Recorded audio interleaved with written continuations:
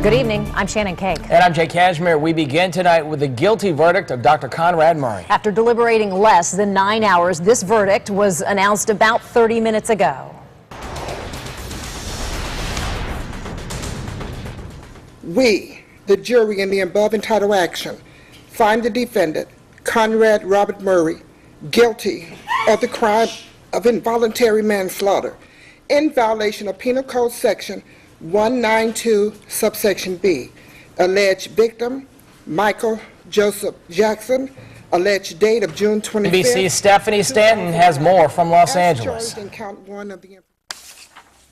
After a day and a half of deliberations, the jury of 7 men and 5 women came to a unanimous decision in the involuntary manslaughter case against Dr. Conrad Murray.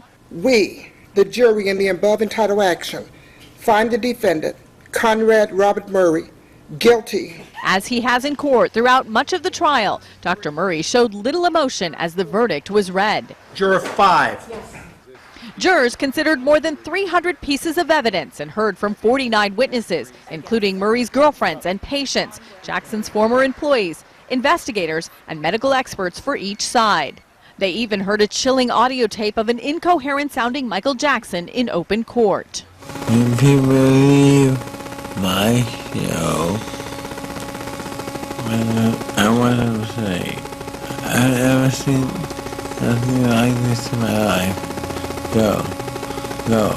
Seated in the courtroom were members of the Jackson family who got the verdict they'd been hoping for. And now the judge must decide how much time, if any, Conrad Murray will serve behind bars.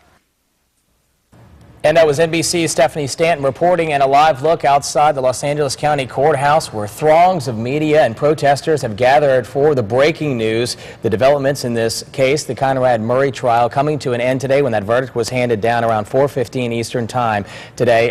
Dr. Conrad Murray placed in handcuffs around 4:34 and taken to jail. News Channel 5's legal analyst Michelle Suskauer is here. And Michelle, you said earlier you're not surprised by this. You know, so much, as is always the case, rides on jury selection. And in this case, there was a paralegal, a professor, and a biochemist on this jury. That's significant, is it not? It really is, because there was so much very complex medical testimony and so a lot of legal wrangling. So I think that they use, certainly, you don't leave your life experiences at the door when you're a juror, and they bring them in with them.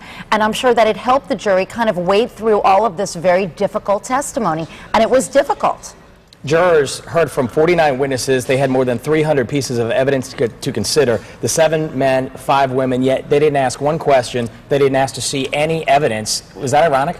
I thought that was very interesting. Same as the Casey Anthony case, by the way. They really probably were in lockstep, you would think. There was so much evidence that they didn't ask to see, and they didn't ask to hear, they didn't ask to look, to touch, and they have an opportunity to do that. On Friday, the jury got this case, and normally when you give a case to a jury on Friday, they want to go home. This jury was not sequestered, but they want to be done with it. This jury did not. They deliberated for about a little over 7 hours, and there probably was 1 or 2 holdouts, and they came back on Monday. Again, no questions, no evidence to review, and about 2 hours later, that was it. Very quickly, last question, yes or no, were you surprised that the jury wasn't sequestered? I was surprised that they weren't sequestered, but actually nothing completely surprises me in California, but he was remanded, and that's what surprised me. Our legal analyst, Michelle Suskauer, thank you very much for your input. And stay with News Channel 5 for the latest information on the Conrad Murray verdict. Coming up at 5:30, we're going to get reaction from our Facebook fans on what you think about the verdict. Plus, Michelle's going to stick around. She'll be back to talk to us about what's next for Dr. Murray.